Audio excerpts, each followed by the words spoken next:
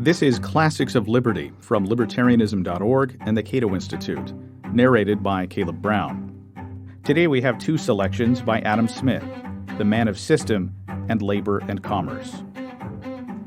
Adam Smith's The Theory of Moral Sentiments included this passage, The Man of System, on two distinct ways of seeing the world, spontaneous order versus planned economy. The man whose public spirit is prompted altogether by humanity and benevolence will respect the established powers and privileges even of individuals, and still more those of the great orders and societies, into which the state is divided.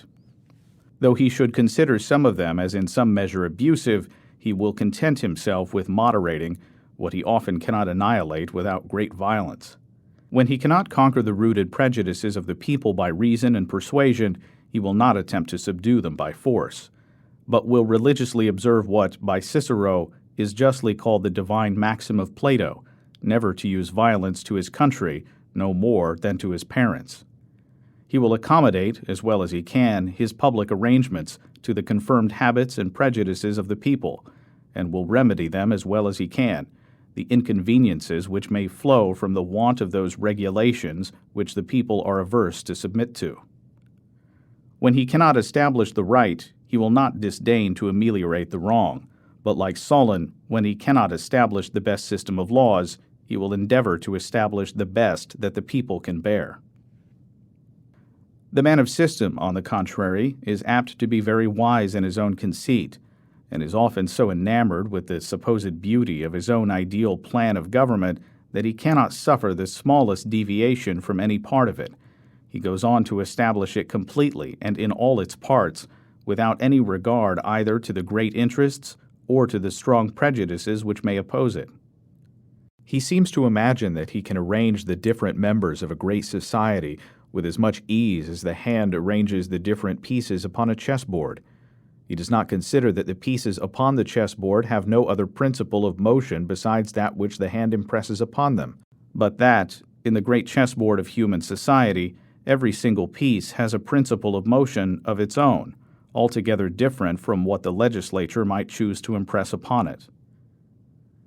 If those two principles coincide and act in the same direction, the game of human society will go on easily and harmoniously, and is very likely to be happy and successful.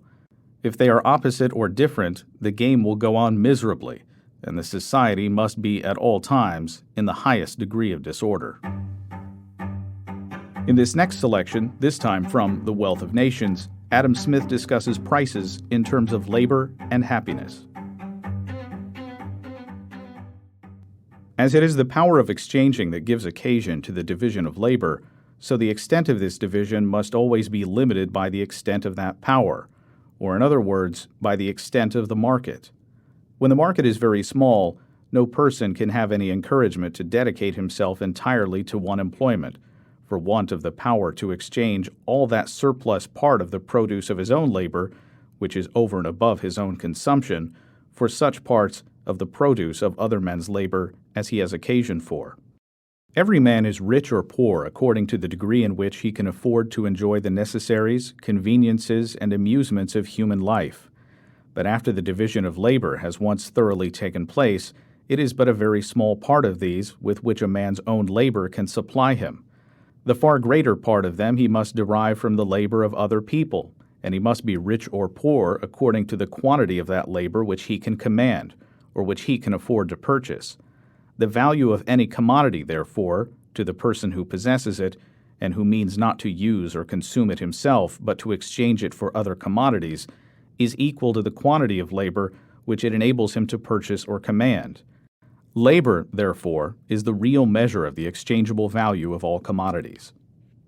The real price of everything, what everything really costs to the man who wants to acquire it, is the toil and trouble of acquiring it. What everything is really worth to the man who has acquired it, and who wants to dispose of it or exchange it for something else, is the toil and trouble which it can save to himself. People of the same trade seldom meet together, even for merriment and diversion, but the conversation ends in a conspiracy against the public, or in some contrivance to raise prices. It is impossible indeed to prevent such meetings, by any law which either could be executed or would be consistent with liberty and justice. But though the law cannot hinder people of the same trade from sometimes assembling together, it ought to do nothing to facilitate such assemblies, much less to render them necessary. Those were two selections by Adam Smith, The Man of System from The Theory of Moral Sentiments, and Labor and Commerce from The Wealth of Nations. Find more classics of liberty at libertarianism.org.